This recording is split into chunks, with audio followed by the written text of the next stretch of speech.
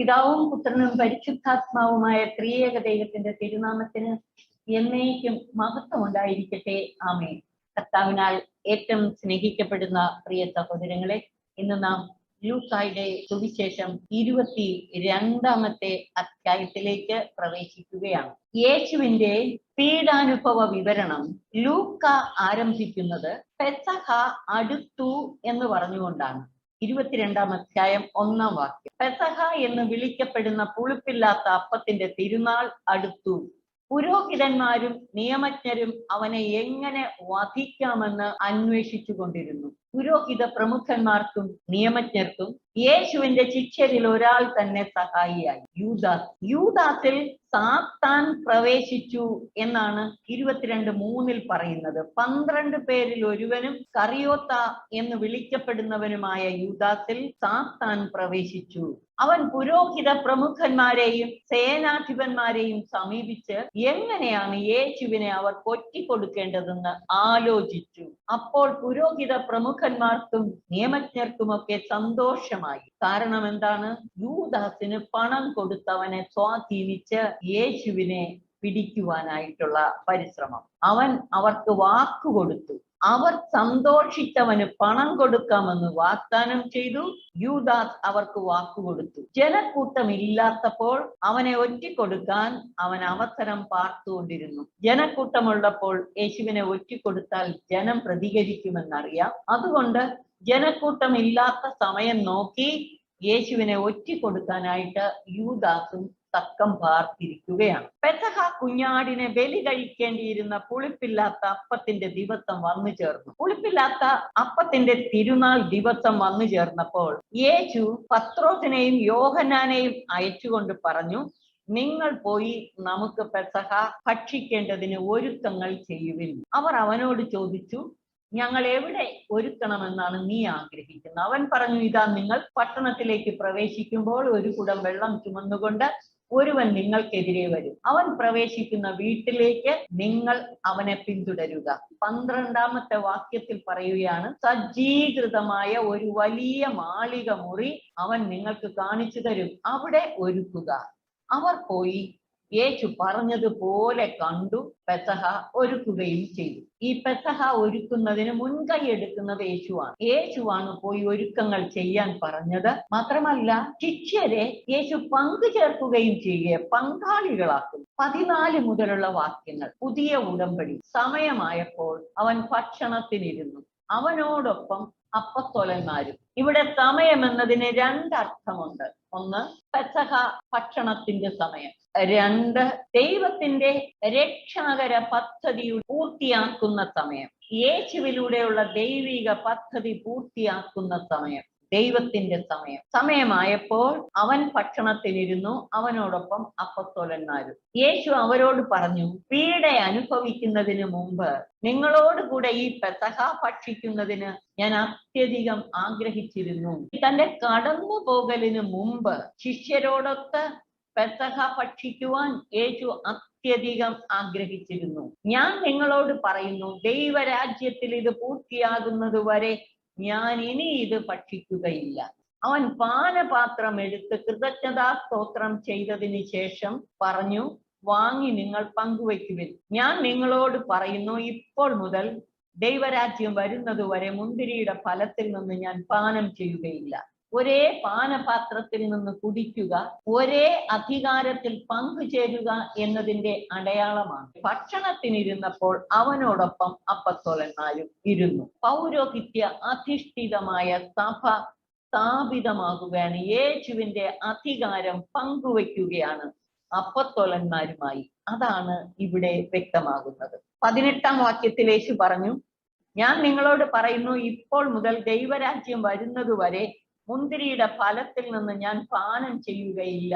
പിന്നെ അവൻ അപ്പമെടുത്ത് കൃതജ്ഞതാ സ്തോത്രം ചെയ്തു അരുളി ചെയ്തു, ഇത് നിങ്ങൾക്ക് വേണ്ടി നൽകപ്പെടുന്ന എന്റെ ശരീരമാണ്. പിന്നെ എന്ന് പറയുമ്പോൾ പെസഹ അത്താഴത്തിന് ശേഷം അവൻ അപ്പമെടുത്ത് കൃതജ്ഞതാ സ്തോത്രം ചെയ്ത് മുറിച്ച് അവർക്ക് കൊടുത്തുകൊണ്ട് അരുളി ചെയ്തു, ഇത് നിങ്ങൾക്ക് വേണ്ടി നൽകപ്പെടുന്ന എന്റെ ശരീരമാകും. യേശു അപ്പമെടുത്ത് കൃതജ്ഞതാ സ്തോത്രം ചെയ്തു. അതായത് അത് പരമപിതാവിന്റെ സന്നിധിയിലേക്ക് ഉയർത്തി കൃതജ്ഞതാ സ്തോത്രമായി സമർപ്പിച്ചു.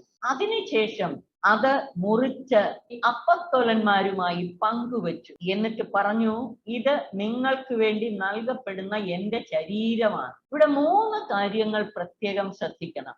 ഒന്ന്, യേശു അപ്പമെടുത്ത് കൃതജ്ഞതാ സ്തോത്രം ചെയ്ത് സമർപ്പിച്ചു. സിംബോളിക്കായിട്ട് ഈ അപ്പമെടുത്ത് കൃതജ്ഞതാ സ്തോത്രം ചെയ്യുന്നത് വലിയൊരു രക്ഷാകര പ്രവൃത്തിയുടെ അടയാളമാണ്. അവൻ തന്നെ പരമപിതാവിന് കൃതജ്ഞതാ സ്തോത്രമായി സമർപ്പിച്ചു. തന്നെ സമർപ്പിച്ചു. യേശുവാണ് ദൈവത്തിന് ഉചിതമായ ആരാധന, കൃതജ്ഞതാ സ്തോത്രം സമർപ്പിച്ചത്. പരമപിതാവിന് സമർപ്പിക്കുമ്പോൾ പിതാവ് അത് വാഴ്ത്തി വിശുദ്ധീകരിച്ച് അനുഗ്രഹിച്ച് സകലർക്കുമായി മുറിച്ചു വിളമ്പപ്പെടുകയാണ്. അപ്പൊ യേശു തന്നെ പരമപിതാവിന് സമർപ്പിച്ചു. പരമപിതാവിന് സമർപ്പിച്ചത് എല്ലാവരുടെയും അവകാശമാണ്. അതനുസരിച്ച് എല്ലാവർക്കുമായി മുറിച്ചു വിളമ്പി. തിരുവചനത്തിന്റെ അർത്ഥം മനസ്സിലാക്കുമ്പോൾ നമ്മുടെ പരിശുദ്ധ കുർബാനയിലുള്ള പങ്കാളിത്തത്തെ കുറിച്ച് ചില വ്യക്തമായ മാർഗനിർദ്ദേശങ്ങൾ നൽകുന്നു. നമ്മൾ എങ്ങനെയായിരിക്കണം പങ്കുചേരേണ്ടത്? യേശുവിന്റെ ദിവ്യബലിയിൽ പങ്കുചേരുന്നവരിൽ യേശു ചെയ്തതുപോലുള്ള പ്രവൃത്തി നമ്മളിലും നടക്കണം. ഒന്നാമത്, നമ്മെ തന്നെ കൃതജ്ഞതാ സ്തോത്രമായി സമ്പൂർണമായി ദൈവസന്നിധിയിലേക്ക് ഉയർത്തണം. ബോധങ്ങളും വിചാരങ്ങളും ഹൃദയ വിചാര വികാരങ്ങളെല്ലാം ദൈവസന്നിധിയിലേക്ക് ഉയർത്തണം. അപ്പമെടുത്ത് കൃതജ്ഞതാ സ്തോത്രം ചെയ്ത് സമർപ്പിച്ചത് യേശു തന്നെ സമർപ്പിക്കുന്നതിന്റെ അടയാളമായിരുന്നു. ഇതുപോലെ ദിവ്യബലിയിൽ പങ്കുചേരുന്ന എല്ലാവരിലും ഈ ഒരു കൃതജ്ഞതാ സ്തോത്രവും സമർപ്പണവും സംഭവിക്കണം. നമ്മളെ തന്നെ ദൈവത്തിന് എടുത്ത് സമർപ്പിച്ചുകൊണ്ട് കൃതജ്ഞതാ സ്തോത്രം ചെയ്യുക. ദൈവത്തിന് സമർപ്പിക്കപ്പെട്ടത് എല്ലാവരുടെയും അവകാശമാണ്. അതുകൊണ്ട് അത് മുറിച്ചു വിളമ്പപ്പെടണം. പരിശുദ്ധ കുർബാനയിൽ പങ്കുചേരുന്ന എല്ലാവരിലും ഈ ഒരു കൃതജ്ഞതാ സമർപ്പണവും മുറിച്ചു വിളമ്പലും നടക്കണം. നാം അനേകർക്കായി മുറിച്ചു വിളമ്പപ്പെടേണ്ടതാണ്. പിന്നെ അവൻ അപ്പമെടുത്ത് കൃതജ്ഞതാ സ്തോത്രം ചെയ്തു മുറിച്ച് അവർക്ക് കൊടുത്തുകൊണ്ട് അരുളി ചെയ്തു, ഇത് നിങ്ങൾക്ക് വേണ്ടി നൽകപ്പെടുന്ന എന്റെ ശരീരമാണ്. എന്റെ ഓർമ്മയ്ക്കായി ഇത് ചെയ്യുവിൻ. ഓർമ്മയെന്നും അനുസ്മരണമെന്നും പറയുന്നതിന് ഉപയോഗിച്ചേക്കുന്ന ഗ്രീക്ക് പദം അനംനേസിസ്. അനംനേസിസ് എന്ന് പറഞ്ഞാൽ വെറുതെ ഒരു ഓർമ്മ പുതുക്കലല്ല. അനുസ്മരണം ഒന്നാമതായി ദൈവത്തിന്റെ ഭാഗത്തു നിന്നുള്ള പ്രവൃത്തിയാണ്. അതായത് നമ്മൾ പ്രാർത്ഥനാപൂർവം അനുസ്മരിക്കുമ്പോൾ ദൈവം അത് ഇവിടെ സന്നിഹിതമാക്കും. He will make it present here and now. അപ്രകാരം തന്നെ അത്താഴത്തിന് ശേഷം പാനപാത്രം എടുത്തുകൊണ്ട് അരുളി ചെയ്തു, ഈ പാനപാത്രം നിങ്ങൾക്ക് വേണ്ടി ചിന്തപ്പെടുന്ന എന്റെ രക്തത്തിലുള്ള പുതിയ ഉടമ്പടിയാണ്. ഇതെങ്ങനെയാണ് പുതിയ ഉടമ്പടിയാകുന്നത്? ഒന്നാമതായിട്ട് യേശുവിലൂടെ സ്ഥാപിക്കപ്പെടുന്ന പുതിയ ഉടമ്പടിയുടെ പശ്ചാത്തലത്തിലാണ് ഇത്. രണ്ടാമതായി ഈ ഉടമ്പടിയുടെ കാര്യത്തിൽ ബലിയർപ്പകനും ബലിവസ്തുവും ഒരാൾ തന്നെയാണ് യേശു. യേശുവിലൂടെയുള്ള ഈ പുതിയ ഉടമ്പടിയിൽ മൃഗങ്ങളുടെ രക്തത്താൽ ഉടമ്പടി ഉറപ്പിക്കലല്ല, കർത്താവിന്റെ തിരുരക്തത്താലുള്ള ഉടമ്പടി ഉറപ്പിക്കൽ. തിരുരക്തത്താലുള്ള പുതിയ ഉടമ്പടി അത് എന്നേക്കുമായുള്ള ഏക ബലിയർപ്പണത്തിലൂടെയുള്ള ഉടമ്പടിയാണ്. ദൈവാരാധന അതിന്റെ പൂർണ്ണതയിലെത്തുന്നത് ഈ പരിശുദ്ധ കുർബാനയിലൂടെയാണ്. ലൂക്കായുടെ സുവിശേഷത്തിൽ കുർബാന സ്ഥാപനത്തെ കുറിച്ച് പറയുമ്പോൾ മറ്റു സുവിശേഷങ്ങളെക്കാൾ കൂടുതലായ വിശദീകരണം ഉണ്ട്. യേശു എന്ത് പ്രവൃത്തി ചെയ്യുമ്പോഴും പിതാവിന്റെ സന്നിധിയിലേക്ക് സമർപ്പിച്ച് കൃതജ്ഞതാ സ്തോത്രം ചെയ്തുകൊണ്ടാണ് ചെയ്യുന്നത്. പുതിയ ഇസ്രായേലായ നമ്മൾ ഇത് പ്രത്യേകം മനസ്സിലാക്കണം. നമ്മുടെ ജീവിതം മുഴുവൻ കൃതജ്ഞതാ സ്തോത്രമായി മാറണം. ദൈവത്തിന് കൃതജ്ഞതാ സ്തോത്രം അർപ്പിക്കുക, ആരാധന അർപ്പിക്കുക ക്രിസ്തു ശിഷ്യരുടെ ധർമ്മമാണ്. നാം സൃഷ്ടിയുടെ മകുടം എന്ന നിലയിലും ക്രിസ്തുവിലൂടെ ഉടമ്പടി ചെയ്ത് സ്വന്തമാക്കപ്പെട്ടവരെന്ന നിലയിലും സഭയിലൂടെ യുഗാന്ത്യത്തിലേക്ക് പ്രയാണം ചെയ്യുന്ന ഒരു യുഗാന്ത്യോന്മുഖ സമൂഹം എന്ന നിലയിലും ദൈവത്തിന് കൃതജ്ഞതാ സ്തോത്രം അർപ്പിക്കാൻ നാം കടപ്പെട്ടിരിക്കുന്നു. പക്ഷെ കർത്താവ് അവസാനം പറഞ്ഞു, അവരെ ദുഃഖിപ്പിക്കുന്ന ഒരു കാര്യം പറഞ്ഞു, ഇതാ എന്നെ ഒറ്റിക്കൊടുക്കുന്നവന്റെ കൈ എന്റെ അടുത്ത് മേശയിൽ തന്നെ ഉണ്ട്, നിശ്ചയിക്കപ്പെട്ടതുപോലെ മനുഷ്യപുത്രൻ പോകുന്നു. എന്നാൽ അവനെ ആരൊറ്റിക്കൊടുക്കുന്നുവോ അവന് ദുരിതം. യേശുവിനെ ഒറ്റിക്കൊടുക്കുന്നതിനെ കുറിച്ച് പറഞ്ഞപ്പോൾ തങ്ങളിൽ ആരാണ് ഇത് ചെയ്യാനിരിക്കുന്നതെന്ന് അവർ ചിന്തിച്ചു. അവർ പരസ്പരം ചോദിക്കുകയും ചിന്തിക്കുകയും ചെയ്തു. പക്ഷെ ഇത് ചിന്തിച്ചുകൊണ്ടിരുന്നതിനിടയ്ക്ക് 24 മുതലുള്ള വാക്യങ്ങളിൽ അവരുടെ ചിന്താ വിഷയം മാറുന്നു. തങ്ങളിൽ വലിയവൻ ആരാണെന്ന് ഒരു തർക്കം അവരുടെ ഇടയിൽ ഉണ്ടായി. ഒറ്റിക്കൊടുക്കുന്നത് ആരെന്നും യേശുവിന്റെ മരണത്തെക്കുറിച്ചും ചിന്തിക്കുന്നതിനിടയിൽ തങ്ങളിൽ വലിയവൻ ആരാണ്? യേശു പറഞ്ഞ മറുപടി ഒന്ന് ശ്രദ്ധിക്കാം നമുക്ക്. യേശു അവരോട് പറഞ്ഞു, വിജാതീയരുടെ മേൽ അവരുടെ രാജാക്കന്മാർ ആധിപത്യം അടിച്ചേൽപ്പിക്കുന്നു. തങ്ങളുടെ മേൽ അധികാരമുള്ളവരെ അവർ ഉപകാരികളായി കണക്കാക്കുകയും ചെയ്യുന്നു. എന്നാൽ നിങ്ങൾ അങ്ങനെ ആകരുത്. നിങ്ങളിൽ ഏറ്റവും വലിയവൻ ഏറ്റവും ചെറിയവനെ പോലെയും അധികാരമുള്ളവൻ ശുശ്രൂഷകനെ പോലെയും ആയിരിക്കണം. ആരാണ് വലിയവൻ? ഭക്ഷണത്തിന് ഇരിക്കുന്നവനോ പരിചരിക്കുന്നവനോ? ഭക്ഷണത്തിന് ഇരിക്കുന്നവനല്ലേ.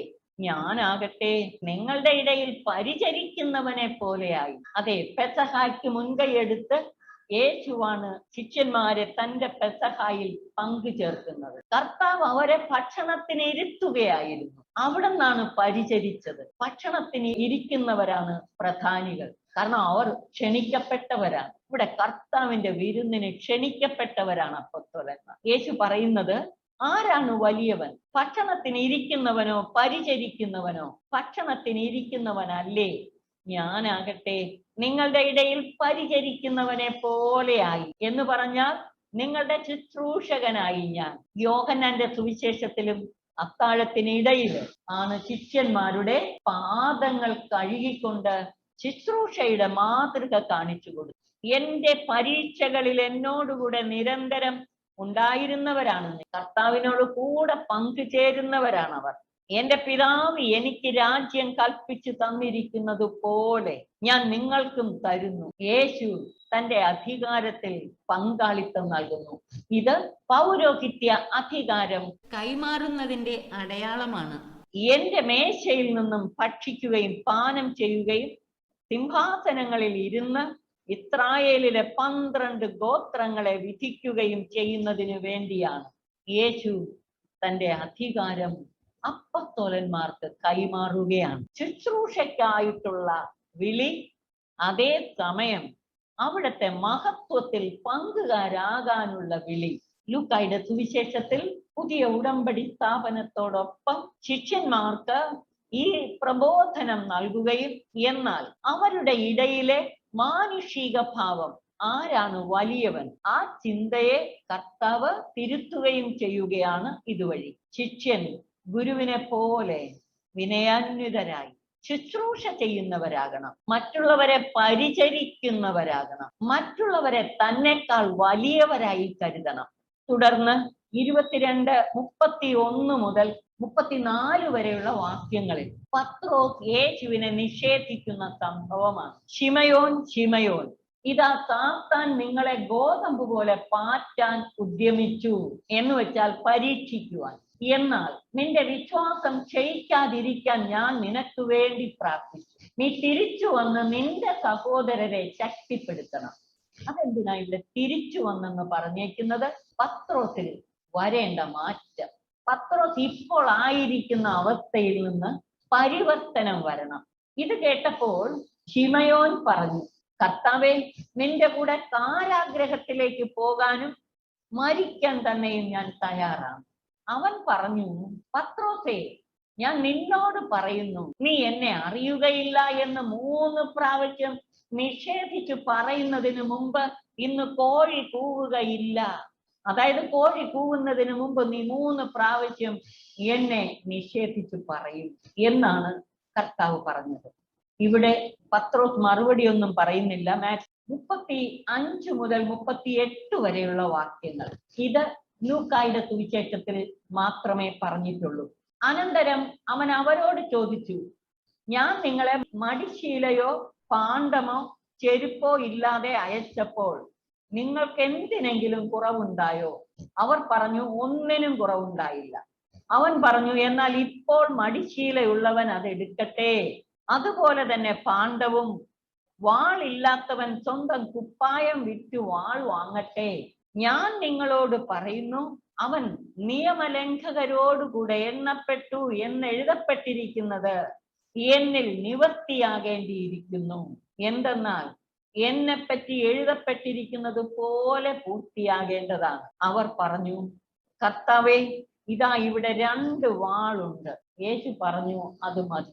നമുക്ക് തോന്നിയേക്കാം, യേശു 72 പേരെ അയച്ചപ്പോഴും അപ്പസ്തോലന്മാരെ അയച്ചപ്പോഴും ഒന്നും എടുക്കണ്ട, 2 ഉടുപ്പ് എടുക്കണ്ട, എല്ലാം പറഞ്ഞു വിട്ട് ഇപ്പൊ ഇവിടെ പറയാണ്, നിങ്ങള് ഇതെല്ലാം കരുതണം. എന്താണ് അതിന്റെ അർത്ഥം? നിങ്ങൾ ഒരുക്കമുള്ളവരായിരിക്കണം. നിങ്ങൾ വചനമാകുന്ന വാളെടുക്കണം. പൗലോസ്ലീഹ എഫേസ്യർക്ക് എഴുതിയ ലേഖനം 6-ാം അധ്യായം 10-ാം വാക്യത്തിൽ പറഞ്ഞു, കർത്താവിലും അവിടുത്തെ ശക്തിയിലും പ്രാഭവത്തിലും കരുത്തുള്ളവരാകുക. സാത്താന്റെ കുടില തന്ത്രങ്ങളെ എതിർത്തു നിൽക്കാൻ ദൈവത്തിന്റെ എല്ലാ ആയുധങ്ങളും ധരിക്കുവിൻ. നമ്മുടെ കർത്താവിന്റെ പരസ്യ ജീവിതകാലം അവസാനിക്കുകയാണ്. ഇനി ശിഷ്യന്മാർ കരുതലോടെ ഇരിക്കണം. കാരണം കർത്താവിന്റെ കുരിശുമരണത്തോടെ അവന്റെ ശുശ്രൂഷയിൽ പങ്കാളികളാകുന്നവരെയും സാത്താൻ വെറുതെ വിടുകയില്ല. അതുകൊണ്ട് സാത്താന്റെ എല്ലാ കുടില തന്ത്രങ്ങളെയും നേരിടാൻ വേണ്ട കരുത്താർജിക്കണം.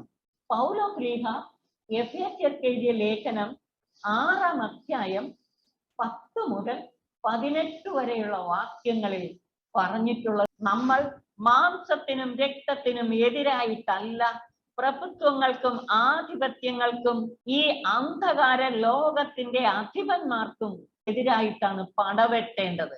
അതിനാൽ ദൈവത്തിന്റെ എല്ലാ ആയുധങ്ങളും ധരിക്കുവിൻ. തിന്മയുടെ ദിനത്തിൽ ചെറുത്തു നിൽക്കാനും എല്ലാ കർത്തവ്യങ്ങളും നിറവേറ്റിക്കൊണ്ട് പിടിച്ചു നിൽക്കാനും അങ്ങനെ നിങ്ങൾക്ക് സാധിക്കും. അതിനാൽ സത്യം കൊണ്ട് അരമുറുക്കി നീതിയുടെ കവചം ധരിച്ച് നിങ്ങൾ ഉറച്ചു നിൽക്കുവിൻ. സമാധാനത്തിന്റെ സുവിശേഷത്തിനുള്ള ഒരുക്കമാകുന്ന പാദരക്ഷകൾ ധരിക്കുവിൻ. സർവോപരി ദുഷ്ടന്റെ ജ്വലിക്കുന്ന കൂരമ്പുകളെ കെടുത്തുന്നതിന് നിങ്ങളെ ശക്തരാക്കുന്ന വിശ്വാസത്തിന്റെ പരിചയം എടുക്കുവിൻ. രക്ഷയുടെ പടത്തൊപ്പി അണിയുകയും ദൈവവചനമാകുന്ന ആത്മാവിന്റെ വാളെടുക്കുകയും ചെയ്യുവിൻ. 39 മുതലുള്ള വാക്യങ്ങൾ. യേശുവിന്റെ ഗത്സമേനിലെ പ്രാർത്ഥന. അവൻ പുറത്തു വന്ന് പതിവ് പോലെ ഒലിവ് മലയിലേക്ക് പോയി. ശിഷ്യന്മാരും അവനെ പിന്തുടർന്നു. അവിടെ എത്തിയപ്പോൾ അവൻ അവരോട് പറഞ്ഞു, നിങ്ങൾ പരീക്ഷയിൽ ഉൾപ്പെടാതിരിക്കാൻ പ്രാർത്ഥിക്കുവിൻ. അവൻ അവരിൽ നിന്ന് ഒരു കല്ലേറ് ദൂരം മാറി മുട്ടിന്മേൽ വീണ് പ്രാർത്ഥിച്ചു, പിതാവേ, അങ്ങേക്ക് ഇഷ്ടമെങ്കിൽ ഈ പാനപാത്രം എന്നിൽ നിന്ന് അകറ്റണമേ. എങ്കിലും എന്റെ ഹിതമല്ല, അവിടുത്തെ ഹിതം നിറവേറട്ടെ. അപ്പോൾ അവനെ ശക്തിപ്പെടുത്താൻ സ്വർഗത്തിൽ നിന്ന് ഒരു ദൂതൻ പ്രത്യക്ഷപ്പെട്ടു. 44-ാം വാക്യം. മറ്റു സുവിശേഷങ്ങളിൽ നിന്ന് വ്യത്യസ്തമായി അവൻ തീവ്ര വേദനയിൽ മുഴുകി കൂടുതൽ തീക്ഷ്ണമായി പ്രാർത്ഥിച്ചു. അവന്റെ വിയർപ്പ് രക്തത്തുള്ളികൾ പോലെ നിലത്തു വീണു. അതീവമായ ആന്തരികമായ ആഗണി, മാനസിക പീഡ അനുഭവിക്കുമ്പോഴാണ് ഇപ്രകാരം രക്തം വിയർക്കുന്നത്. യേശു പ്രാർത്ഥന കഴിഞ്ഞ് എഴുന്നേറ്റ് ശിഷ്യന്മാരുടെ അടുത്ത് വന്നപ്പോൾ അവർ വ്യസനം നിമിത്തം തളർന്നുറങ്ങുന്നത് കണ്ടു. അവൻ അവരോട് ചോദിച്ചു, നിങ്ങൾ ഉറങ്ങുന്നതെന്ത്? പരീക്ഷയിൽ അകപ്പെടാതിരിക്കാൻ ഉണർന്നിരുന്ന് പ്രാർത്ഥിക്കുവിൻ. നേരത്തെ പറഞ്ഞു, സാത്താന്റെ കുടില തന്ത്രങ്ങൾക്കെതിരെ പോരാടാൻ വചനമാകുന്ന വാൾ, ആത്മീയ ശക്തി, വിശ്വാസത്തിന്റെ ബലം, ഇതൊക്കെയാണ് എടുക്കാൻ പറഞ്ഞത്. ഇവിടെ പറയുന്നു ഉണർന്നിരുന്ന് പ്രാർത്ഥിക്കാൻ. തുടർന്ന് യൂദാസ് യേശുവിനെ ഒറ്റിക്കൊടുക്കുന്നതാണ് പറയുന്നത്. അവൻ ഇത് പറഞ്ഞുകൊണ്ടിരിക്കുമ്പോൾ ഒരു ജനക്കൂട്ടം അവിടെ വന്നു. 12 പേരിൽ ഒരുവനായ യൂദാസ് ആണ് അവരുടെ മുമ്പിൽ നടന്നിരുന്നത്. യൂദാസ് യേശുവിനെ ചുംബിക്കാൻ മുന്നോട്ട് വന്നു. യേശു അപ്പോഴേക്കും അവനോട് ചോദിച്ചു, യൂദാസേ, ചുംബനം കൊണ്ടോ നീ മനുഷ്യപുത്രനെ ഒറ്റിക്കൊടുക്കുന്നത്?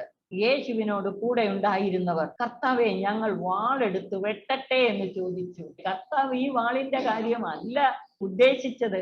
ഇത് ചോദിക്കുന്നതിനിടയില് അവരിൽ ഒരുവൻ പ്രധാന പുരോഹിതന്റെ സേവകനെ വെട്ടി. ഇത് കണ്ട് യേശു പറഞ്ഞു, നിർത്തു. അനന്തരം യേശു അവന്റെ ചെവി തൊട്ട് അവനെ സുഖപ്പെടുത്തി. 22:54 മുതലുള്ള വാക്യങ്ങളിൽ യേശുവിനെ പത്രോസ് തള്ളി പറയുന്നതും 63 മുതലുള്ള വാക്യങ്ങളിൽ യേശുവിനെ പരിഹസിക്കുന്നതും ന്യായാധിപ സംഘത്തിന്റെ മുൻപേ കൊണ്ടുപോകുന്നതുമാണ് തുടർന്ന് പറയുന്നത്. ന്യായാധിപ സംഘത്തിന്റെ പക്കലേക്ക് യേശുവിനെ കൊണ്ടുപോകുന്ന ഭാഗം 22:66 മുതലുള്ള വാക്യങ്ങളിൽ ഒരു കാര്യം ശ്രദ്ധിക്കേണ്ടത്, പ്രഭാതമായപ്പോൾ പുരോഹിത പ്രമുഖന്മാരും നിയമജ്ഞരും ഉൾപ്പെടുന്ന ജനപ്രമാണികളുടെ സംഘം സമ്മേളിച്ചു. അവർ അവനെ തങ്ങളുടെ സംഘത്തിലേക്ക് കൊണ്ടുവന്ന് പറഞ്ഞു, നീ ക്രിസ്തുവാണെങ്കിൽ അത് ഞങ്ങളോട് പറയുക. അവൻ അവരോട് പറഞ്ഞു, ഞാൻ പറഞ്ഞാൽ നിങ്ങൾ വിശ്വസിക്കുകയില്ല, ഞാൻ ചോദിച്ചാൽ നിങ്ങൾ ഉത്തരം തരുകയുമില്ല. യേശു പറയുന്നത് യഹൂദർ കേൾക്കുന്നില്ല. യേശു ചോദിക്കുന്ന ചോദ്യങ്ങൾക്ക് അവർ മറുപടി പറയുന്നുമില്ല. അതാണ് യേശു പറഞ്ഞത്. എന്നിട്ട് യേശു തന്നെ പറയുന്നു, ഇപ്പോൾ മുതൽ മനുഷ്യപുത്രൻ ദൈവിക ശക്തിയുടെ വലതുഭാഗത്ത് ഇരിക്കും. അവരെല്ലാവരും കൂടെ ചോദിച്ചു, അങ്ങനെയെങ്കിൽ നീ ദൈവപുത്രനാണോ? അവൻ പറഞ്ഞു, നിങ്ങൾ തന്നെ പറയുന്നു ഞാൻ ആണെന്ന്. അവർ പറഞ്ഞു, ഇനി നമുക്ക് വേറെ സാക്ഷ്യം എന്തിന്? അവന്റെ നാവിൽ നിന്ന് തന്നെ നാം അത് കേട്ടു കഴിഞ്ഞല്ലോ. ദൈവപുത്രനും ക്രിസ്തുവുമായ യേശുവിനെ അവർക്ക് തിരിച്ചറിയാൻ കഴിയുന്നില്ല. 23-ാം അധ്യായത്തിലെ സംഭവങ്ങളെല്ലാം നമ്മൾ മാത്യു ആൻഡ് മാർക്കിൽ പഠിച്ചിട്ടുള്ളതാണ്. പക്ഷെ 1-2 വ്യത്യാസമുള്ള ഭാഗങ്ങളുണ്ട്. അവ നമുക്ക് ചുരുക്കമായി വിശകലനം ചെയ്യാം. ആദ്യം പീലാത്തോസിന്റെ മുമ്പിലേക്ക് യേശുവിനെ കൊണ്ടുപോയി. പീലാത്തോസ് അവസാന നിഗമനത്തിലെത്തി, ഇവനിൽ ഒരു കുറ്റവും ഞാൻ കാണുന്നില്ല. പീലാത്തോസ് അവനെ ഹെറോദേസിന്റെ അടുത്തേക്ക് അയച്ചു. ആ ദിവസങ്ങളിൽ ഹെറോദേസ് ജെറുസലേമിൽ ഉണ്ടായിരുന്നു. ഹെറോദേസ് യേശുവിനെ കണ്ടപ്പോൾ അത്യധികം സന്തോഷിച്ചു. എന്തെന്നാൽ അവൻ യേശുവിനെ പറ്റി കേട്ടിരുന്നത് കൊണ്ട് അവനെ കാണാൻ ആഗ്രഹിച്ചു. 23:8 ഈ വിവരണം മറ്റു സുവിശേഷങ്ങളിൽ പറഞ്ഞിട്ടില്ല.